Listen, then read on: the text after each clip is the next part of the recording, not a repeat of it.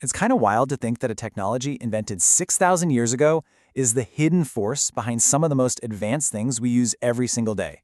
From our cars to our kitchen sinks, this ancient art is literally everywhere. So let's pull back the curtain and see how it all works. Okay, just look at a modern car. It's absolutely packed with these incredibly complex metal parts, right? Things like the engine block, the transmission housing, even the wheels. So the big question is, how in the world do we make so many of these intricate things, often with hollow spaces deep inside, all in one single solid piece? Well, the answer? It's pretty fascinating. So here's our roadmap for this explainer. We're going to start with the world all around us. Then we'll uncover a really old trick, see why it's still so powerful, dive into the actual science of it all, and finally, check out its surprising variety. We are just surrounded by a hidden world of metal parts. And you know what? A car is basically a perfect museum for this technology. But to solve this very modern mystery, how these parts are made, we have to look way, way back in time. It turns out the solution is incredibly elegant and totally timeless. And that solution is metal casting. It's one of the oldest manufacturing processes known to humanity, and it's brilliant. And I'm not kidding about old. We're going back 6,000 years. Around 4000 BC, our ancestors were using this exact same principle to make things like ornaments and arrowheads. So what is it? At its core, metal casting is just stunningly simple. You pour liquid metal into a mold, and when it cools down and gets hard, it takes on the exact shape of that mold. Seriously, think about making Jell-O or ice cubes. It's the same basic idea, just, at much, much higher temperatures. You can really break the whole thing down into 3 super intuitive steps. First, you pour the liquid metal into your mold. Second, you just let it cool down and solidify. And third, you break open or take apart the mold to get your finished piece. That's pretty much it. Okay, so if the process is that old and seems that simple, why is it still absolutely critical for modern engineering? Well, it's because this simple process has some unique superpowers. There are a few key reasons you'd choose casting. For one, it lets you create these insanely complex shapes, even with hollow bits on the inside, which is almost impossible to do any other way. You can also make gigantic parts all in one go. It works great for metals that are maybe too brittle or hard to shape otherwise. And a lot of the time, it's just the cheapest way to get the job done. If there's one thing to really take away from this, it's this right here. Casting lets you make incredibly intricate shapes in a single piece. That ability to create complexity in just one step, well, that's what makes it absolutely essential for things like an engine block. All right, let's get into the most critical part of this whole thing.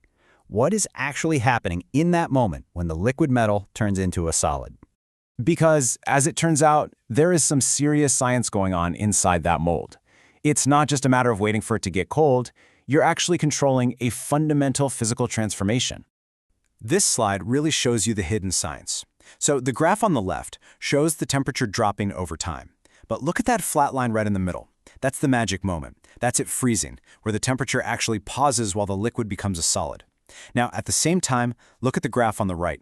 The metal is shrinking, it shrinks a little bit while it's a liquid, then it shrinks a whole lot as it solidifies, and then it shrinks even more as the now solid part cools down. And managing that 3-stage shrinkage, that is the central engineering challenge of casting. If you don't account for it perfectly, you'll end up with cracks, or little holes, or a part that's just the wrong size. Understanding this science is literally the difference between a perfect part and a piece of scrap metal. Okay, now that we've got the core science down, let's zoom back out. Because it turns out casting isn't just one single process. It's a huge family of processes, and each one is tailored for a different job. This chart here is like the whole family tree. You can see it branches out into a ton of different methods, but don't worry about all that. For now, we're just going to focus on that first, most fundamental split right at the very top. See, all casting processes fall into one of 2 big categories.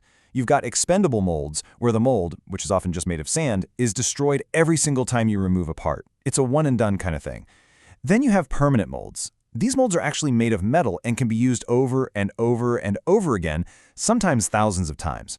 So the choice between these methods really depends on the job. How complicated is the shape? What kind of metal are you using? And maybe most importantly, do you need to make just one part, or do you need to make a million? This versatility is what makes casting such an incredibly powerful tool in manufacturing. So when you put it all together, you start to realize casting isn't just some ancient craft. It really is the hidden, structural backbone of our modern industrial world. And that brings us right back to where we started. The next time you look at a car, you're going to see it differently. That engine block, it was cast to create all those complex water channels inside. The wheels, cast for strength and for their shape. Even the door handles, cast for their detail and for economy. They are all products of this incredible 6,000-year-old art. Which leaves us with one final thought. Just look around you, right now.